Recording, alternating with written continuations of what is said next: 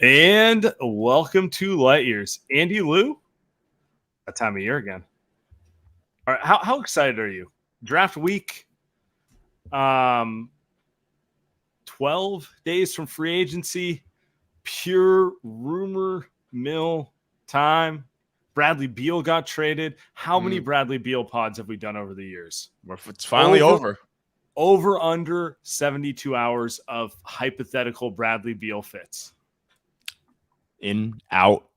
I've been completely locked in on Beal and Steph and Clay. Then I've been out saying he's the worst player, most overrated player in the league. He's finally gone. We'll talk about that. Dude, I'm excited because we're about to find out in like 3 days what the hell the Warriors are going to do. Whether they trade the pick or not. That's what I'm most excited about. I feel like we've been waiting for this moment ever since the season ended. It feels like we've been waiting to find out what the hell the Warriors are going to do and what is, would you say, the biggest offseason in Warriors during this dynasty since forever, ever?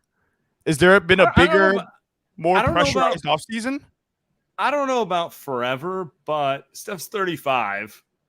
They're trending the wrong way. It feels like this summer is the determination of, are they going to compete for the remainder of his prime, or are they going to do the Mavs Dirk BS where they get him a Chandler Parsons, a Monte Ellis, shout out Warriors legend Monte. They have and like all that sort of stuff. Yeah, they have Monte and all that sort of stuff, and we're just lying to ourselves, and that sort of thing. So we got a special guest here to help us break this down, digest it, and generally make sense of everything going on. From The Ringer, Kevin O'Connor. KOC, how you doing, man? I'm doing great today, guys. How you doing? How many hours of Bradley Beal content have you recorded today? I've recorded no Bradley Beal content today, Wow. but I've done some writing for an article on Monday on The Ringer, and I'm sure we'll be recording a lot of Bradley Beal hours this week. And I heard you guys saying how you've recorded plenty yourself over the years because he's been involved in trade talks forever, it seems like.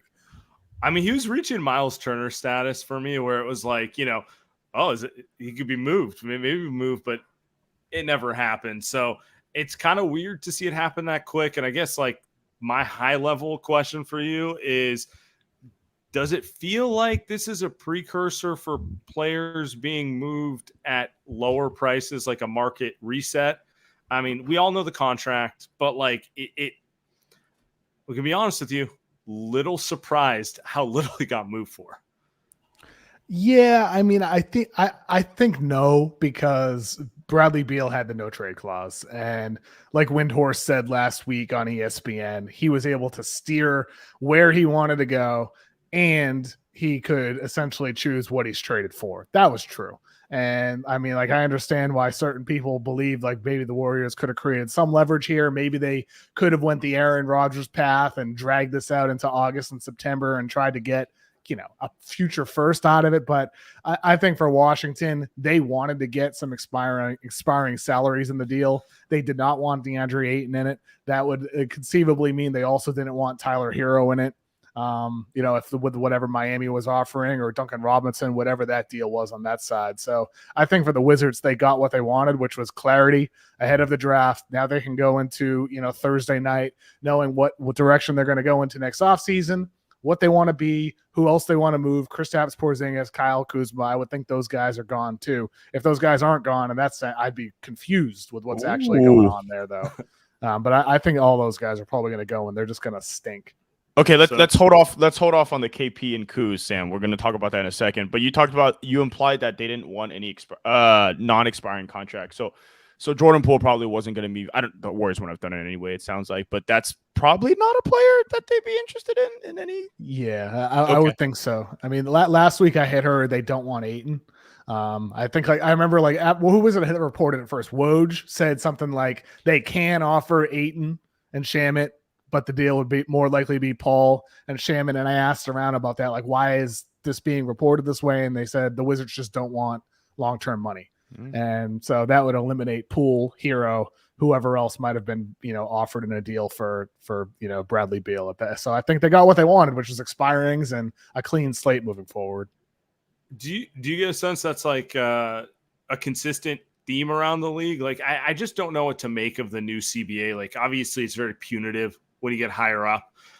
I'm trying to figure out if that means teams are going to be super conservative with taking on money in general. So, like, Andy brought up Jordan Poole. I mean, it's market rate for a player like him, but if you don't value a player like him, it's a lot of money to take on, right? Yeah, I mean, I think that's all the same side of the conversation, in the sense with paying Bradley Beal, right? A different caliber of player. He's averaged 30 points per game twice in a row, before he got that big deal. He's been a former All-Star, like unlike Jordan Poole. But Poole, a young, talented player, making, a lot of money for, not proving a lot over the course of time. I'm thinking about that in the sense of guys of the Poole tier, but also of the all-star tier, like Jaylen Brown. Like the Celtics, logically, it seems like they're going to pay Jaylen Brown a 5-year Supermax contract, and a year from now, they could theoretically trade him. But what if the market is so low for players, not only with the no trade like Bradley Beal, but just having that big money contract that they're not living up to, whether it's Jordan Poole around $30 million or Jaylen Brown $40+ million or Bradley Beal $50+ million. I mean, like, I don't know, like maybe these types of deals become albatrosses a lot sooner than people anticipate, since it, really just takes such a large chunk of your salary cap room. So I think for all those teams, maybe value is lower than we might have anticipated. And I was going to go draft, but I kind of want to go on this a little longer. So it's like, okay, let's talk about potential trade targets. Draft's coming up. We don't know what the Warriors are going to do per se, other than it's been reported they've been very aggressive conversationally, which is atypical under Bob Myers. I mean, Dunleavy, much more of a talker, I guess. But so like players we know have been rumored forever. Pascal Siakam, he falls into that category of what you're talking about. You like him at a certain price. You're like, I don't know if I like him that much, right? Porzingis, I like him. If at a max, I don't like him that much, right? Like those type of guys. Does it lead to those guys having kind of a suppressed market? Is that kind of the way you're reading everything, or is it still way too unknown? I mean, I think for a guy like Porzingis, just to, kind of go off of him, and Siakam, he has 2 years left on his deal. The concern for teams that are receiving him is he going to want to stay here? For Kristaps Porzingis, he's $36 million if he opts into his contract with the Wizards. So it's an expiring deal for a guy who's been injured a ton in the past. Maybe you don't want that long-term contract. So I think with those two types of guys, it's a different type of conversation. With KP, I'm actually, I have a thing in my article tomorrow on The Ringer about how high I am on Porzingis as a trade target for teams, because last year I thought he was better than he's ever been before. I mean, he was shooting at 39% from three, blocking and protecting the rim still at a pretty good level. He was finally super efficient on post-ups. He was great attacking closeouts off the dribble. I thought it was the most complete version of Kristaps Porzingis that we have ever seen in his entire career. So I think he could be, a 1-year gamble, target for a Warriors if they wanted to add size, or the Heat to have, some size in the front court next to Bam Adebayo. The Celtics are looking for another guy in that front court rotation. So I think a lot of contending teams should be going after somebody like him. And on a 1-year contract, I'm sure it'd be a lower cost than, a 4-year max guy who's got good value. Like Damian Lillard is going to go for a ton, despite how much money he makes. Because like that's the one thing you know about the Warriors. Like they don't really want to be giving out picks in the future, right or wrong. They're not doing that unless they're getting like Giannis or something. Just because like Steph's 35 and you start doing the math, you give out a pick when he's 38, 39 years old, you might be giving someone the 5th overall pick, right? Like something in that scenario. So I'm looking at players who, I don't want to say buy low, but like that's kind of been the MO of the Warriors over the years. Like Andrew Wiggins, the ultimate buy low. You want to go back to 2013, Andrew Bogut was injured at the time. They acquired him. Obviously, he was a valuable piece. Like those feel like more realistic trade targets for this team than like, blowing their load for like, and they don't need a point guard, but like Damian Lillard giving up like 8 picks. For sure. No, I think that's on point. And I mean, like with KP, like, do you bring him up because is he somebody Warriors fans kind of have interest in as a buy low? He's a interesting one because they need someone that can play next to Draymond against it. Like we just watched what they did against the Lakers. It was pretty pathetic on offense. And I know that the Lakers were really good through the second half of the season, but you watch that series and you can't tell me that the Lakers are that much better of a team than the Warriors. And they outplayed them for the majority of that series, mostly because that Draymond Looney lineup doesn't work. And Porzingis is the stretch 5 that you can put. He's like this roided out version of Otto Porter who worked out for the Warriors the season before. But I mean, like you said, he shot better than he did. He played a bunch of games, which is kind of rare for him. You have to guard him. 65. Yeah, 65 games, most since his second year in the league. Which is crazy, which is another thing in itself. And then the last thing is he is 7'2". Can the Warriors bring out enough rebounding, enough rim protection out of Porzingis now that he's in his late 20s versus in his early 20s? Kind of like what Sam said with Wiggins. When you get into your prime mid to late 20s, is Porzingis ready to just make winning plays rather than you got a bunch of Warriors? I keep bringing up Poole.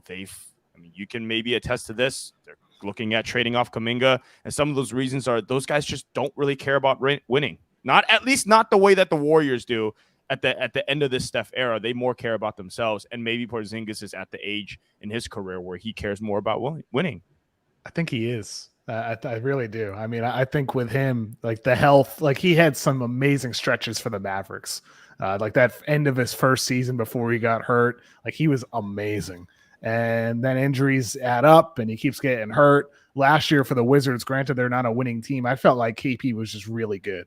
And I think if a team like the Warriors or the Celtics or the Heat, somebody like that were to land KP, obviously health is always going to be a question for a guy like that. But I love your comp, Andy, kind of like a roided out Otto Porter. I mean, he played that type of role for the Warriors on offense, catch and shoot threes, attack closeouts. You know, he would bring a little bit more attacking mismatches, posting up some as well. And defensively, he's a different type of player, but like he could protect the rim at such a high level. I don't know. I'd be very intrigued. It's just, again, that comes down to the Wizards. If he opts in, would they want Poole on that long-term deal, or would it require a 3-way? And then that suddenly gets more and more complicated if you're roping in another team. But I like the idea of it. I'd be super intrigued to see that type of size on the Warriors. All things Warriors free agency. Come back to Draymond Green. We got the report that he's going to opt out. I kind of think everyone always assumed like he's either opting out or getting an extension, but he's not hitting free agency with nothing on the table type of thing. Where are you at with that? Like, I can't tell how concerned I should be from a Warriors perspective that he's going to leave because just leverage who really want, like he's a very specific fit and the teams who want him. Like I could see the Celtics liking him. They don't have cap space. Like, so, you know, there's not a lot of teams out there that can, he's just a very specific fit. I'll leave it at that. So I haven't heard anything about like where he'll go, what'll happen. I'm still intrigued by like Bill Simmons back in March saying he's going to go to Dallas. And you kind of hear like little hints of that in recent weeks about how that's actually a possibility. But I personally haven't heard anything about that. I would expect him to go back to the Warriors. I don't know what the dollar amount will be, what the length of the contract will be. I don't know how much the Warriors will haggle for him. I'm sure, you know, it's only June 18th right now. We'll hear more in the coming weeks as free agency, you know, kind of comes closer. But I don't know, man. Like you said, a lot of the teams that make sense for Draymond are not teams that have cap space. The thing is, for the Warriors side of things, maybe it's beneficial that the teams that would want Draymond don't have cap space, because then you can do sign and trades. And that opens up a whole new set of possibilities to get a return for him. But like sign and trades never usually, you know, bring back anything significant. It's like when the Sixers lost Jimmy Butler, they get back Josh Richardson, you know, it's just like, it's not like you're guaranteed to get a lot. Yeah. You don't want Josh Richardson. Maybe you get Kristaps Porzingis back. My read is because Draymond has kind of a, you know, like he's he's not a rebuilding teams player.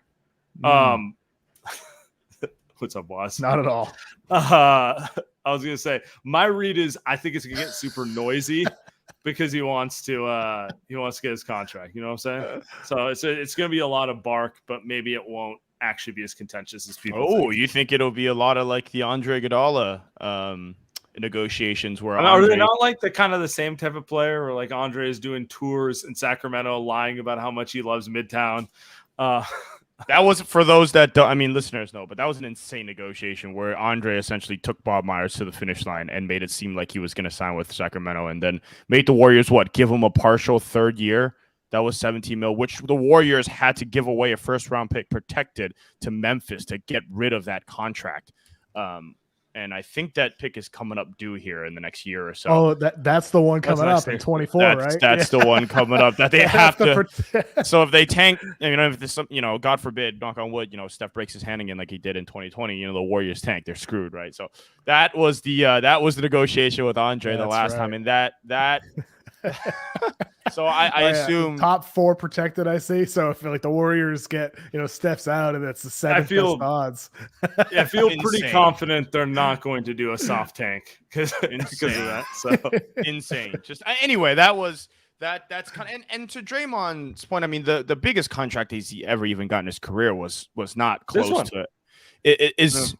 Not this one coming up. I don't think he's going to get more than $80 million. But the last one that he was on, right, the one that he's on right now is $100 million. I think is the most. And 25, 25 per. And Jordan Poole, the guy he knocked out, he's going to make 130 in the next 4 years. So it's like, what if he gets offered the max, but in a sign and trade scenario though? Like, what if the Mavs say we'll give you the max?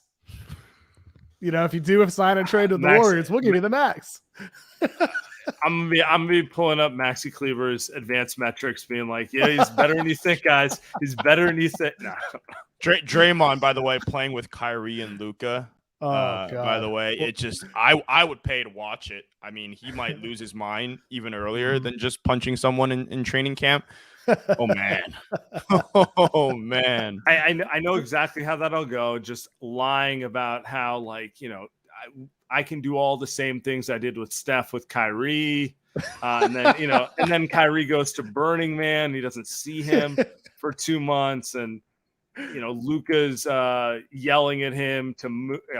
It's chasing. What a disaster. Let's see how that one plays. I would love to watch it. I'd love to watch that. Even though I want to see him go back to the Warriors, preferably to continue the dynasty and all that and try to get back. But that Dallas situation would be absolutely hilarious. Do you have any initial reads on Mike Dunleavy? I know it's like, look, man, he was named the GM 72 hours ago, and nothing's actually happened. But he's been around. He talks to a lot of people. He's tall. There's no denying he's tall. Great hair. I just can't tell if this is just going to be business as usual for the Warriors or it's actually going to result in some sort of difference. Because I can see it being kind of like when Stevens took over for Ainge, there wasn't a philosophical difference. They didn't change the basketball they valued, but it was a little more assertive and aggressive with the moves they made. Or I could see it being exactly the same and nothing changing and us talking about a 19-year-old rookie and lying to ourselves. Could be a lot of that depending on what happens on Thursday, or just one player you're lying to yourself about it if they don't trade down. But I think with Dunleavy, I haven't heard much about him personality wise with how he kind of operates in that front office. And that seems to be the big thing with Bob Myers. Over the years, you hear stories and read stories that, people work on about, how he interacts with, front office, with ownership, how he works with players to deal with egos and all that. He's a great personality manager. How will Mike Dunleavy work with that? He's a former player of many years. He's been in different types of locker rooms, now in front offices. I don't know. It seemed like Bob Myers kind of had a magic touch with the way he operated within the Warriors front office. And you say that, and yet there's been plenty of drama over the years too. Is that because Bob Myers kind of let things be too loose, or did he let things not go too far? You can look at that from either perspective. It may have not made any difference with who was in position, but at the end of the day, he has screwed up a lot of recent draft picks. They have not hit on a lot of the late first, second round picks that they needed to be in a better position now. They whiffed on the second pick with James Wiseman. They whiffed on choosing Jonathan Kuminga over Franz Wagner. Those are the things we can look at and say, hey, Bob Myers might be this amazing guy who can deal with personalities and help navigate a team when the leader punches a young player on the team. But at the end of the day, he screwed up some draft picks, and maybe Dunleavy will be better in that category, which is ultimately what matters more than anything else. I wonder if he's also more. I mean, Sam kind of touched on this earlier. It doesn't feel like if Bob Myers were the GM that they really go out and make a crazy trade, unless it was for. I don't even know LeBron. Like, I don't even know. Like they might do that. I know he wrote that up early in the. If he were to leave, who would it be, right? I mean, I agree. I was like, I could see that. It would not surprise me, and it feels like Bob Myers would be all in on that. But of these lesser guys, of these like Kristaps Porzingis types and Siakam's on the market, we'll see what Masai Ujiri does. OG Anunoby and Bradley Beal. Like, doesn't it feel like OG is the new Miles Turner? By the way, everyone thinks they're. He's never getting moved. He's never getting moved. Like, I'm 100 4 unprotected first and 6 pick swaps for OG Anunoby. He's never getting moved. It's ridiculous, honestly. It's absurd. But do you think like Mike Dunleavy's more so open to saying, hey, let's go grab kind of these second or third tier trade targets versus the home run swing? Because it always felt like Bob Myers was more in on the home run swings rather than anything else. I think so. I mean, I think it's only natural for the new guy to want to build the team his own way and not just, run it back over and over again. And maybe that also applies to the top of the roster too with Draymond and Klay. Maybe at some point Dunleavy wants to shake that up after at least one more year of, them hoping to run it back. But I think he's going to want to build this out his own way. I wonder how much that means philosophically with the system. With Steve Kerr, I don't know how long Steve Kerr will want to stay around now that Bob Myers is gone either. That's another kind of storyline to monitor in the years to come with Golden State, because Kerr and Myers were super close. So I think like these types of things, I wonder how Dunleavy will want to build out the system. Like, what does he believe in basketball philosophy wise? Is he the type of guy like many Warriors fans who say run more pick and roll with Steph? Like, what are they waiting for? Like why draft James Wiseman if you're not going to do this?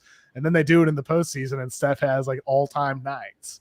So I wonder where Dunleavy falls on that side of the debate, more with Warriors fans or with Steve Kerr, who thinks running pick and roll makes you the devil. So I would expect change. I would. That's gonna be interesting to watch. Let's pivot to some draft stuff real quick, and it's all intertwined, so it doesn't matter. But you mentioned Jonathan Kuminga. Can you confirm Jonathan Kuminga is 7'2", as Andre Iguodala just tweeted? I love that. My favorite offseason thing is players who've grown, and apparently Jonathan Kuminga's grown, and Andre Iguodala is now trolling Warrior fans saying he's 7'2". I can confirm he's actually 7'5". He's Wemby height at this point. Not 7'2". What a good meme, though. I mean, it feels like everybody's doing this about their own players right now on Twitter. It's a good bit. It is a good bit. You buy it with Şengün, the original? Classic Andre. Just classic Andre. Şengün, by the way, Şengün screams Steve Kerr. Am I wrong? No? Oh, yeah. Put him in some dribble handoff actions. Just a bunch of like 8 to 10 assist games. Next thing you know, we're, turn on post game and they're like, actually, he's better than Jokic was at his age. And, Baby Joker. Yeah, exactly. Baby Joker. I mean, but it's like, I know you're kind of saying it for fun, but the difference between guys like Sabonis and then Şengün, I think, versus Joker is pretty vast, because then it's like just because you can pass a little bit and have a couple post moves doesn't make you the best or second best offensive player in the world, like Joker is with Steph. Right? It's a very large difference. Isn't that the like Steph versus like Dame Trey debate where people are like, oh, he can pull from 30 just like Steph? You're like, well, he can, but there's just like that little 5% difference is the difference between all time and pretty good, Yeah. So I mean, that's kind of like where Sabonis is with. Anyway, the Kings have their own. Maybe they'll go get OG. Maybe they will. Maybe they'll throw 18 picks and get him. Yeah. Okay. I actually do want to get to the draft. I want KOC's opinion on this. So our friends over at Dub Nation HQ threw up a poll for who people would want at 19. Assumption, they're not trading up, they're not trading down, they're actually picking at 19. And the number one most voted player was Derek Lively. Wow, Lively. And from a fan perspective, I get it. This fan base has a fetish for 7-footers because they've never had one. I mean, I literally feel like they spoke Wiseman into existence for the draft pick, but it's like, you watch the Warriors, Steph, Clay, shooting, never having big men who can do anything. So it's always like the allure that you're going to do it. So I get that. But with that said, it's been reported that the Warriors have interest in Lively, as they do with every player in that range. Do you like him for the Warriors? Yeah, I do. I mean, I think he makes a lot more sense, talent-wise than James Wiseman did. Because with Wiseman, it was more like a bet. Can we bring in this raw player with no feel at all and no intelligence on the court and bring him into the Warrior system and fix all that? Well, no, it didn't work. Lively at least has some feel. Like he has some passing ability out of short rolls that I would be very intrigued with. I think you could run him in dribble handoff actions and he can at least make the proper decision. So I feel better about him as like a 7-foot bet for the Warriors than I ever did with James Wiseman. Wiseman was just all theoretical. I'd also be curious, like whether it's at 19 or in a trade down, I think they would have to take him at 19. Noah Clowney out of Alabama. With him, he's like super steady as a defender. He's versatile. He can switch. He can protect the rim. He's a tough rebounder. He shot like a 40% stretch, in the middle of the season for Alabama this year. And then he had like some streaks where he shot like 15%. So it evened out at like 28% from three this year. But Clowney can roll hard. He can make the right decision on the floor. I just think he would really fit what the Warriors do offensively with their versatile scheme in the half court, more so than Lively, where Lively might be higher upside, but Clowney has upside in his own right, and he could help right now as a young player next to Looney or next to Draymond or as the lone big on the floor. Warriors draft a big man, I'll lose it. I'm gonna lose it. You don't want a big at all. No big. Dude, I'm gonna. Steve Kerr's not playing a one and done big. I'm gonna no shot. I'm gonna explain someone to you. KOC, and then you give me maybe like one or two names that may be in that area. Sam knows what I'm going to explain. Okay, it's going to be like a 6'6" to 6'7.5" wing. He's got like a 6'10" wingspan, maybe a 7 feet wingspan. Not like super athletic, but super smart on defense, right? Like he'll take a bunch of charges. He'll be in the right passing lanes. On offense, he can dribble the ball a little bit. Definitely makes the right pass. Can't really shoot. Maybe like a 31% three-point shooter, right? Not a great shooter, but maybe you can kind of teach him. Maybe you'll get him to 34, right? Just say you want Jaime Jaquez already. I don't know. I asked this. I throw this because I think that's a player that the Warriors like. That's a Warriors type of player. It feels like someone that if they're going to course correct and not draft any more projects and guys that are ready to play actual winning basketball, that's someone that the Warriors would like. And at 19, you're less inclined to take like a Kuminga, right? Because Kuminga they had to take at 7, they felt, because they thought he was too talented, and he still might be. Instead of taking Wagner, who you feel like maybe is less upside. And now you're kind of sitting here like, what the fuck? So who is that player at 19 if they were sitting there? Is there a guy like that? I feel like there's a bunch if you're especially late in the first. I think with Jaquez, he'd be the guy more so if you trade down. I mean, you could take him at 19 and just say, hey, he's our guy, deal with it, even though he maybe could have gotten him in a trade down with Charlotte at 27 or with Indiana at 29. But I like Jaquez a lot. He's definitely a Warriors guy. At 19, I think about Colby Jones out of Xavier. He's a junior upperclassman. I think Steve Kerr maybe would at least consider playing him as a rookie, despite his issues with playing young players. So I like with him, it's a lot of the qualities you talked about where he has that handling ability. He has intelligence. He can make the right play on the floor. He's a solid shooter from 3 on a lower volume, tough, hard-nosed defender, like constantly hustles. That dude is like always, getting like he got hit in the face a bunch of times this season for Xavier, just because he's always in the action, always putting himself out there, willing to dive for loose balls, all that type of scrappy stuff that I think Kerr would appreciate. and a young player, and he just makes sense for their roster with the way he plays and the way they play. But like even then, I don't know. Like my preference for the Warriors isn't to stay at 19. I'd love to see them trade down. I think the value in this draft at 19 is not that much different in the late 20s. Like the Colby Jones types, the Jaime Jaquez types, guys like that could be available with those Pacers picks or those Hornets picks if they were to trade down for multiple first and early second round picks. Even though they're rookies, and even though the Warriors could theoretically be going a path where they're not, investing in young players, I also think that like investing in upperclassmen is a little different, and that just means having quality talent on rookie deals. They've done that in the past, and I do think like Jacob Evans didn't move you, Sam. He doesn't. Doesn't move you. No. I mean, don't have 7 guys on rookie deals, but also like the guys you have on rookie deals hit on them. Like that's kind of the bigger thing. Like I feel like the Warrior fans are kind of a little like paranoid that like, oh, they're going to take someone and Steve's not going to play him. And I keep sitting here going like, if he can play, Steve Kerr will play him, like it comes back to that. So it's like, maybe just do a better job drafting and like actually consider fit more so than you would for other teams.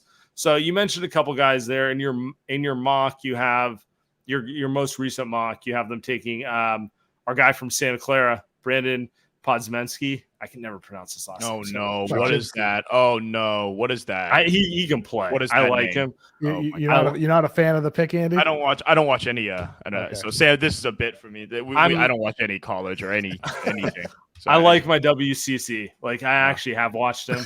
I don't know if I want the Warriors to take him, but he was very much worth watching in college. I'll put it that way. I just realized, I didn't realize this when I did the mock draft, but in my comparisons, I have Dante DiVincenzo and D'Angelo Russell blended. 2 former Warriors. I mean, legends. Yeah, I do feel very confident that guy's going to be in the NBA for like a decade, which for the 19th, 20th pick, like that's a double. That's a crazy blend though. The cross-racial blend is killing me there. So you've got the herky-jerky kind of lefty, and then you've got the solid, really good role play. Wow, that is I think he's good. Sam's right. He's going to be in the league a long time, and like I'm not sure where he's going to land, but my feel from the people I've talked to around the league is he goes top 20-ish, top 22, 23, something like that. I'd be surprised if he would have fallen any further than that. So he's the type of guy where he's only 20 years old, and maybe he, like Steve Kerr, wouldn't play him a lot as a rookie, but I think he's the type of guy who would play pretty soon just because of his high IQ, good decision maker. I'd be surprised. It's really a matter of, can he survive defensively? And maybe he's the type of guy you wouldn't want to invest in. So I don't know. I just can't like the guys that make sense for the Warriors are trade down guys. They're not guys at 19. That's kind of where guys I at land 27, right? Or they trade up. Or they trade up. Maybe trade up. Yeah, that's the other side of it. Yeah, Kuminga plus 19. What does that get you? Something like theoretically. That. I don't know, like ahead of them. Like who would want Kuminga? Miami, no. Lakers, no. Utah at 16, maybe. I really hope you're not trading Kuminga to move up 2 spots. No, I don't think so either. New Orleans, top 10.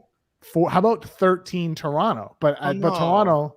But Toronto, there's always rumors about them trying to get into the top 3. So I don't know about them either. OKC at 12, I don't think so. They'll probably take Koulibaly at 12, or they'll move up. Orlando at 11, maybe that could make sense for them because they could still get a shooter at 19. And they can get Jordan Poole too. So yeah, right. I know. Yeah, something like that. Maybe 11 with Orlando. That's the one that makes the most sense. But is there? It's kind of nasty. Is there anyone in that like let's call it 8 to 12 range? Probably more 12.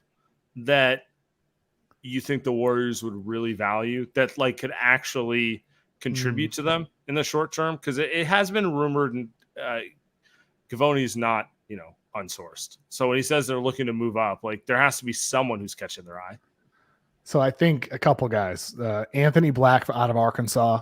Like he's a classic Steve Kerr type of guy. You could plug him in the Sean Livingston or Andre Iguodala style role, versatile, tough defender, good connector on offense. He doesn't need to be a primary for the Warriors. Like he'd be super sweet for that team. Kobe Buffkin out of Michigan. He's like kind of the alter ego, the good brother of Jordan Poole, another former Michigan player, where Buffkin's the try hard on defense, the hustler, the ball mover, the good passer, and the scorer. It's just he's only 6'4", so he's on the smaller side, but he has like a long 6'8", 6'9" wingspan. Buffkin I like a lot. I'm gonna have Buffkin in my top 10 big board when it updates sometime this week. I just keep getting higher and higher and higher on him the more I rewatch his stuff. But I think those two, Maxey and Emmanuel quickly. Okay, yeah, I might have to change that one too for him. But those two come to mind first off. For wing types, how about Taylor Hendricks? Have you guys watched him at all? I know he's a little bit out of range, but Taylor Hendricks, he's a freshman forward out of UCF, 6'8", 7'1" wingspan, versatile defender. For the Warriors, hits threes at near 40%. He played center in high school, solid finisher around the basket. He's a good cutter, good mover without the ball, versatile defender. He'd be another guy that I'd target if the Warriors were to theoretically move up to 11, because I think he could play with Draymond, with Looney, whether he's playing the 3 or as a 4 in those lineups. I think the flexibility that he could provide next to them would be significant, whereas the guards, I'd lean towards him over a Black or a Buffkin type of player if they were to move up to 11-ish. I just need IQ, and this honestly isn't even just a Steve Kerr thing. Kerr's willing to, be the bad cop, but it's pretty clear Steph and Draymond don't want to play with dudes who don't understand basic spacing. I went to a game last year, and it stuck in my mind sitting pretty close, watching Steph just yell and point at Kuminga to cut and move the whole time, where he's just like, Steph moves and everything's kind of intuitive with him, and it's just like they're not playing at his mental speed. And like we all know the Warriors are big on movement and IQ, but it's just like it does feel like the veterans on this team are kind of at their wits' end with guys who don't understand basic concepts of, hey, if I pass the ball and I cut through the lane, you better move to the wing and not stand in the corner as I'm darting there, type of stuff. Why do you want to keep Kuminga then? I didn't say I wanted to. I'm open. I'm open to everything at this point. I mean, in that case, it's just like you've been through 2 years of the bad times. Let's see if he can finally figure it out. Because he's better than Wiseman. Okay, the bar is very low out here in the Bay Area. Okay? He's better than Wiseman. I realize I just said that, but I'm kind of joking. He has shown good stuff on defense. Yeah.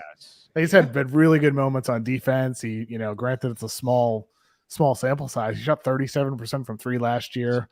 I mean, there's some positive indicators for him, even if the field's not quite as there as much. Is he in this draft? Where would he go? Is he better than the Thompson twins? Yeah. No, I don't think he's better than the Thompson twins. Like their playmaking feel just kind of sets them on another level. On my board personally, I'm pulling it open right now just to glance at it. Kuminga, 21 years old this coming season, so he's older. I'd have him maybe mid first, like 16, 17, 18. Maybe, what about one and done out of the Ignite Kuminga, where you're projecting upside? Like I guess so prospect ranking. Where does he rank? Like, is he better than a Cam Whitmore? I think. I mean, no, I don't think so. I'd have him kind of around the same spot as like a Bilal Coulibaly, the player, Victor Wembanyama's teammate from the Mets 92. So like 13, 14, 15. So I don't think his value would be dramatically different. He still is all upside, and that's not a lot. He hasn't proven much at all. So I think it'd be mid-ish first, something like that for him still. which is good. It hasn't plummeted. He's not a second round the value problem guy, is right? you've got to pay. The problem is you've got to pay him. I mean, if you're Yes. another team that's so specifically, I asked the question just because if another team's looking at him as the chip to go with Poole, then the other team's probably looking at it as, well, one, we have to pay Poole for 4 years, and then the second part is you got to make a decision on Kuminga at some point, which is why it kind of feels like, and Sam has brought this up before, it's like, are they kind of just doing this Kuminga move kind of to reset the clock with this new CBA and really with their own tax bill, all this stuff? But I mean, if he's kind of in the mid first, I mean, that doesn't really inspire confidence with this draft class. I know the top 3 guys are supposedly really great, but mid first, that's rough. That's rough for Kuminga. I think that speaks to the Warriors' placement at 19, though, as well. It's like if at 19, I don't look at the value of those players for them specifically. For every team, it's different. But for them at 19, I don't think it's all that different at 29, 30 in terms of the types of players you could target. For some teams, yeah, like you might not be able to get a Leonard Miller in the late 20s. You're not going to be able to get Leonard Miller, who is young. He's still going to be, I think, 19, 20 years old coming in as a rookie. He's a higher upside guy. Like, you can't get him in the late 20s. But in terms of those more sure things, the older guys who can contribute on rookie deals, that's no different at 18, 19, 20 than it is later in the draft. I was hoping you would say Chris Murray, because I obviously love Keegan. Those are my type of players. It feels like a Warriors type of player. He makes sense too. Yeah. Let's talk about him. What is your read on him as a prospect? Like, obviously he's not as good as Keegan, but like, where are you with him? I mean, first off, he's a lefty. He's different than his brother Keegan. So they're twins, but he's left-handed. His brother's not. A little bit different in scorers. He's had the ball in his hands less at Iowa than his brother Keegan did. So like he's been more of somebody who kind of grew into that. He's not quite as good as a shooter, at least statistically. Maybe he grows more into that over the course of time. His catch and shoot numbers are much better. But I think for the most part, like yes, there's differences, but they're very similar as players. And I would expect Chris Murray to at least be able to carve out the role in the NBA. I just don't think he's as good as Keegan.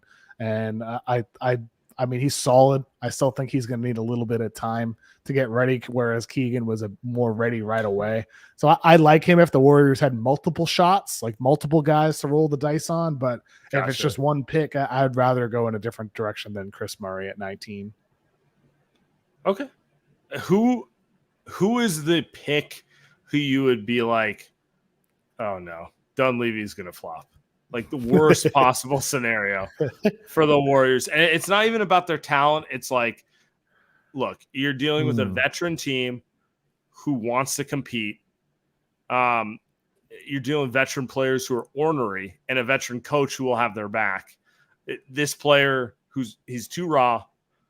You throw him in this situation, he's going to be playing in, Serbia in 3 years.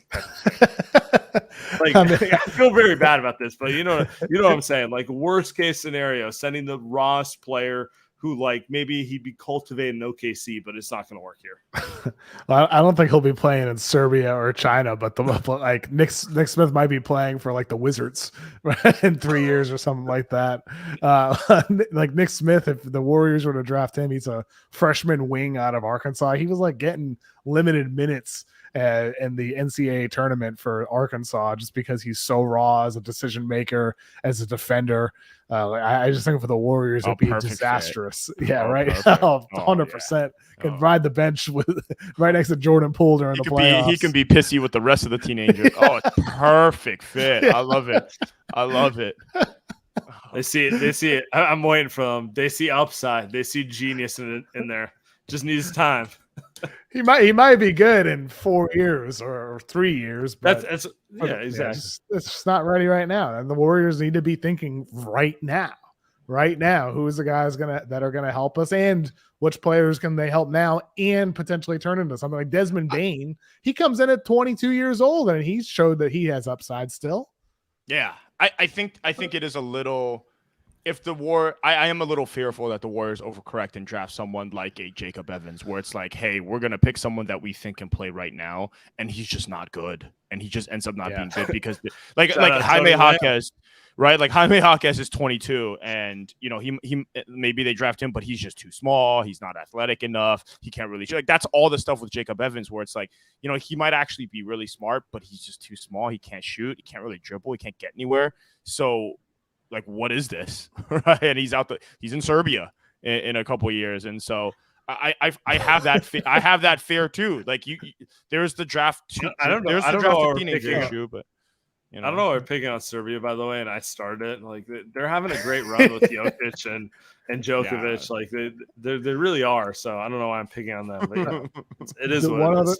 One other name. This guy could actually be in Serbia. Gigi Jackson.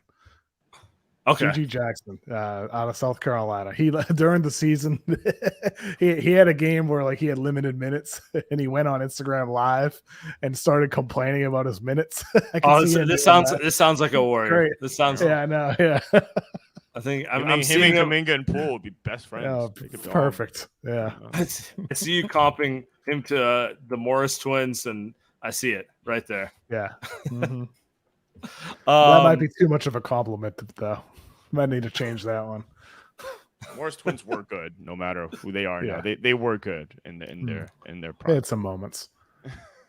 All right, let's end it on this. Your gut feel, like we got 4 days, 18 to 50 rumor breaks from newsbreakers.